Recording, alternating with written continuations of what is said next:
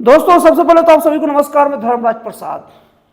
अभी तो आपको अहमदाबाद का वो प्लेन हादसा याद होगा, जो विमान अहमदाबाद से लंदन की ओर जा रही थी और उस प्लेन हादसे में एक यात्री छोड़कर उस सब की मौत हो गई और उनकी जो जिंदा बचना एक अजूबे से कम नहीं था। और उसके बाद में उनमें जो मरने वाले जो लोग थे उसमें गुजरात के भूतपूर्व मुख्यमंत्री विजय रूपानी भी शामिल थे। अब वो हो गया, चलो इत्तेफाक होता है। लेकिन उसके बाद में अगर देखा जाए तो छत्तीसगढ़ की राजधानी रायपुर में हवाई जहाज उतरने के बाद में उसकी गेट अचानक बंद हो गई और उस बंद गेट के कारण हड़कंप मच गया और उसमें भी छत्तीसगढ़ के भूतपूर्व मुख्यमंत्री बघेल शामिल थे, मतलब उस यात्रा में शामिल थे। हालांकि उसमें कोई दुखद घटना नहीं हुई, सब यात्री सुरक्षित हो गए, लेकिन पैनिक तो होता ही है। अब उसके बाद अगर हम लोग देखा जाए तो अभी महाराष्ट्र के उप मुख्यमंत्री अजीत पवार का विमान दुर्घटना में, मतलब बारामती जो उनका क्षेत्र भी था, वहां से लैंड करते वक्त तो कंट्रोल नहीं कर पाया वो जो भी पायलट था और वो विमान आगे खाई में गिर गई, क्योंकि वहां जो हवाई अड्डा है वो हवाई अड्डा के बाद में खाई है और उसमें उनकी मौत हो गई। अब इतना सारा हो गया तो भी लोग इत्तेफाक मार रहे थे, लेकिन अब दहशत तो तब मच गई ना जब अभी 24 घंटे के अंदर, दोस्तों 24 घंटे के अंदर, अभी वीडियो बनने के लगभग ये 48 घंटे के अंदर की बात है और ये 48 घंटे के अंदर वीडियो बना रहा हूं, लेकिन जो घटना 3 हुआ वो सब 24 घंटे के अंदर ही 3 घटना हो गई और ये सारी घटना 48 घंटे की अंदर की है। तो 24 घंटे के अंदर 3 घटना एक साथ घटी हवाई जहाज को लेकर। पहली घटना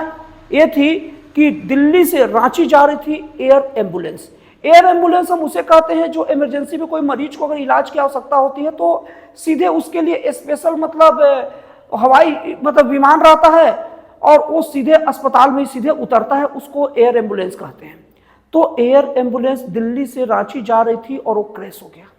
जिससे मरीज का भी देहांत हो गया। मरीज के साथ में चालक दल वगैरह लोग को मिलाकर 7 लोगों की मौत हो गई। ये पहली घटना हो गई। अब उसके बाद में एक विमान दिल्ली से लेह जा रहा था, उसमें लगभग 150 यात्री सवार थे और विमान के अंदर से चिंगारी निकलने लग गया। यात्री में दहशत आ गई, जाहिर सी बात है, इतनी घटनाएं हो रही तो दहशत तो आना ही है। और उसके बाद में फिर से दिल्ली में ही उसका पायलट मैडे मैडे मैडे 3 बार चिल्लाया। मैडे मैडे का चिल्लाने का मतलब होता है इमरजेंसी लैंडिंग की वो रिक्वेस्ट कर रहा है, वो मांग कर रहा है। और वहां पर जो भी मतलब कंट्रोलर थे हवाई अड्डे के वो समझ गए और तुरंत आपातकालीन घोषित करके उन्हें लैंडिंग करा दिया गया। भगवान का शुक्र है वो सब यात्री पायलट सब सुरक्षित थे, लेकिन बड़ी दुर्घटना यहां भी हो रही थी। अब तीसरा एक और दुर्घटना हुआ इसी 24 घंटे के अंदर में बता रहा हूं। अंडमान निकोबार द्वीप समूह से हेलीकॉप्टर निकला और वो हेलीकॉप्टर 300 मीटर ही चल पाया कि वो क्रैश हो गया और वो समुद्र में गिर गया और उसमें 7 लोग सवार थे। लेकिन ऊपर वाला का शुक्र है, भगवान का शुक्र है कि 7 के 7 यात्री सुरक्षित है, जिसमें से 1 बच्चे, 3 पुरुष और महिलाएं थी। तो 24 घंटे के अंदर 3 विमान दुर्घटना होना अब कम से कम लोगों के अंदर ना हवाई यात्रा के प्रति बहुत भयानक खौफ को दर्शाता है। और अब ये इतना ज्यादा बढ़ गया कि अब पानी नाक से ऊपर जाने लग गई। तब डीजीसीए मतलब director general of civil aviation के द्वारा 7 गाइडलाइन जारी किया। और सबसे बड़ी बात है कि ये गाइडलाइन जारी करते वक्त उन्होंने एसओपी मतलब स्टैंडर्ड ऑपरेशन प्रोसीजर, मतलब जो मानक जो संचालन प्रक्रिया है इस पर ध्यान दिया गया। मतलब यह है कि वो टेक्निकल चीजों को गलत नहीं, टेक्निकल कारण को जिम्मेवार नहीं मान रहा है, वो जिम्मेवार मान रहा है मतलब मानवीय कारकों को। जैसे कि ये पायलट की गलती मार रहे हैं, उसके बाद में ठीक से हवाई जहाज का रूटीन चेकअप होता है कि नहीं उड़ने के पहले इसकी गलती मार रहे हैं, और साथ ही साथ जो भी अरेंजमेंट किया जा रहा है उसकी गलती मार रहे हैं।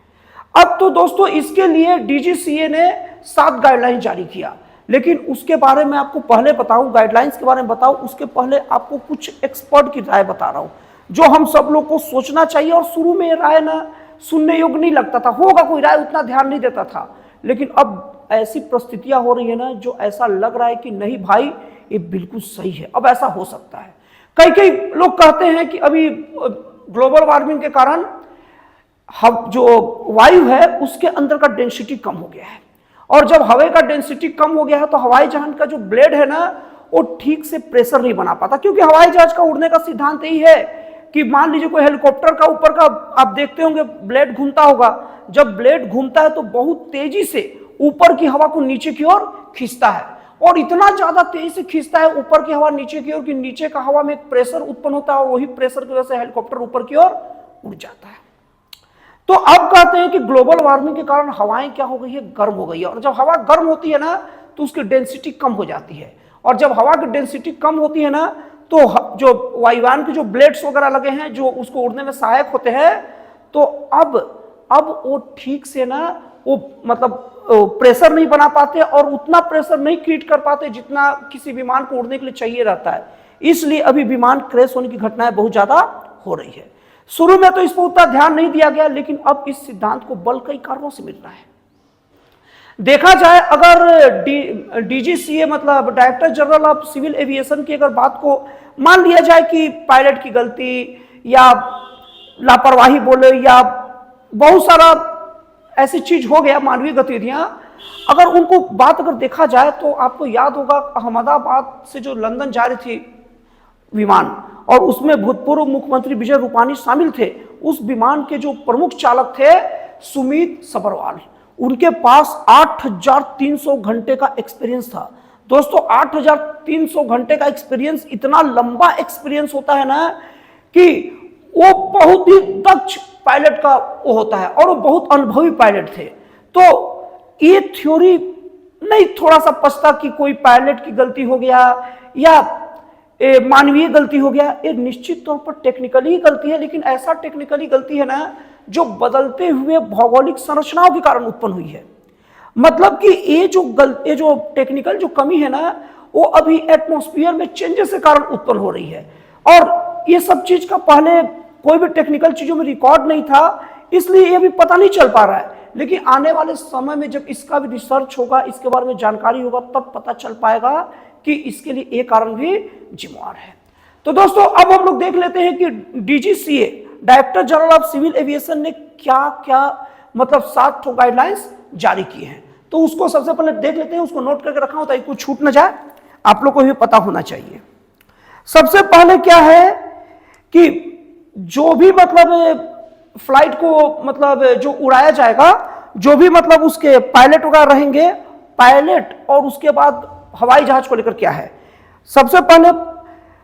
पायलट जो रहेगा उसका उम्र के बारे में जानकारी देना पड़ेगा, और उसके बाद में जो विमान उड़ रहा है, वायुयान जो उड़ रहा है उसका मेंटेनेंस हिस्ट्री, मतलब वो उसका कितने दिन पहले उसका मेंटेनेंस हुआ है और उसके मेंटेनेंस का क्या क्या रिजल्ट निकला है, वो सब चीज ना ऑफिशियल साइट पर मतलब वो अपलोड करके देना पड़ेगा, और सब नोट कर मतलब वो सब पूरा डिटेल देना पड़ेगा। और उसके बाद में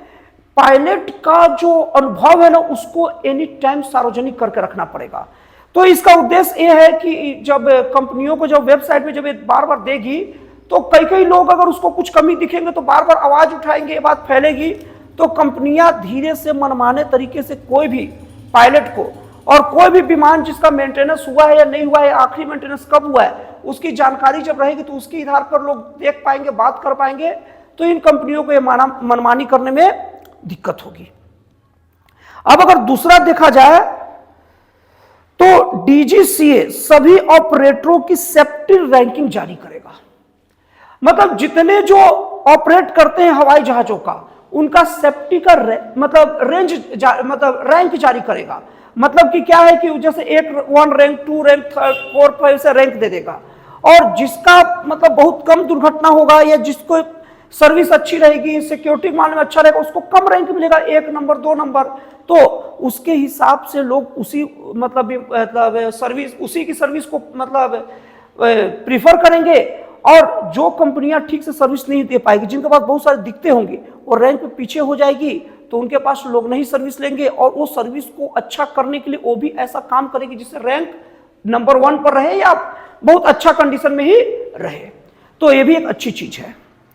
अब अगर लोग तीसरा चीज देखेंगे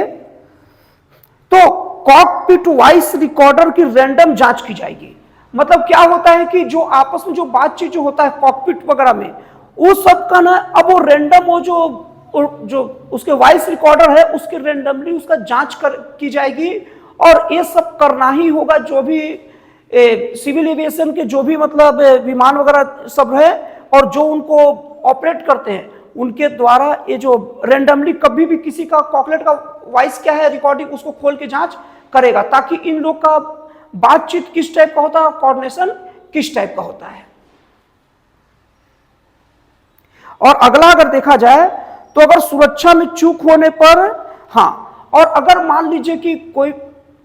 जैसे कि कोई फ्लाइट उड़ा और उसका पायलट कोई जैसे कि नियम पूरे सही तरीके जो स्टैंडर्ड बने हैं अगर उसको सही तरीके से ऑपरेट नहीं करता या थोड़ा सा भी अगर जैसे कुछ कमी करता है तो पायलट के ऊपर तो कार्रवाई होगा, और पायलट के साथ साथ जो संस्था या जो भी कंपनी वो सर्विस दे रही है वो कंपनी के अन्य अधिकारियों को भी इसके लिए जिम्मेवार माना जाएगा कि आपके पायलट अगर इस टाइप की अगर गलतियां करता, लापरवाही करती है तो आप उनको बोलते क्यों नहीं हो। तो इस तरीके से मान लीजिए कि अगर एक पायलट की गलती की और पायलट तक मतलब सोच के उसको छोड़ नहीं दिया जाएगा। जैसे इंडिगो है, इंडिगो एयरलाइन से मान लीजिए पायलट को लापरवाही किया तो इंडिगो का जो मैनेजमेंट है या सीईओ है सब लोग हैं ये सब का पल्ला नहीं झाड़ लेंगे, पायलट की गलती थी हम क्या करें, उनको इसका जवाब देना पड़ेगा। और अगर अगला मतलब है तो अगला देखा जाए तो ये है ड्यूटी का समय सीमा निर्धारित रहेगा। होता क्या है दोस्तों कि कोई पायलट रहता है वो अभी मतलब हवाई जहाज उड़ा के आया है और उसको रेस्ट का समय है, लेकिन क्या है फिर उसको अगला काम मिल जाता, तो वही पैसे के लालच में और बाकी कंपनियां एक और राउंड हो जाए उस लालच में उसी पायलट को ले लेते हैं, तो इससे उसकी नींद कंप्लीट नहीं होती, इसलिए उसको दिक्कत होती है। और अगर अगला देखा जाए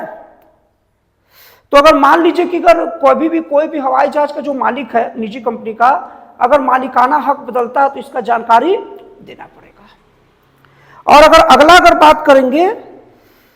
तो जो भी मतलब ऑपरेटिंग होगा हवाई जहाज का रियल टाइम और मौसम का सटीक जानकारी देना पड़ेगा। मतलब ये जब विमान उड़ा तो उस वक्त मौसम की स्थिति क्या थी, ये सब चीज का जानकारी देना पड़ेगा। तो दोस्तों इस तरीके से मैं अपने वीडियो के सार और निचोड़ के तौर पर यही कहना चाहता हूं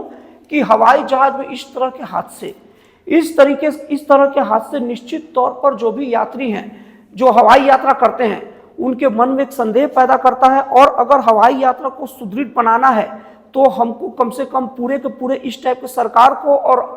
ये सब पूरा का पूरा एविएशन से जुड़े हुए सभी लोगों को एक ऐसा रूपरेखा बनाना पड़ेगा और जनता के सामने ये विश्वास दिलाना पड़ेगा कि सुरक्षित है। और अगर कोई और टेक्निकल कारण हो रहा है जैसे कि क्लाइमेट चेंज का मतलब बताया, उसके बारे में भी सही जानकारी इकट्ठा करें और उसको भी इस रिसर्च में डालें। तो दोस्तों आपको वीडियो कैसा लगा कमेंट करके जरूर बताइएगा। तो फिर मिलता है अगले वीडियो में एक जन कल्याणकारी और एक राष्ट्रवाद से प्रेरित नए विचारों के साथ।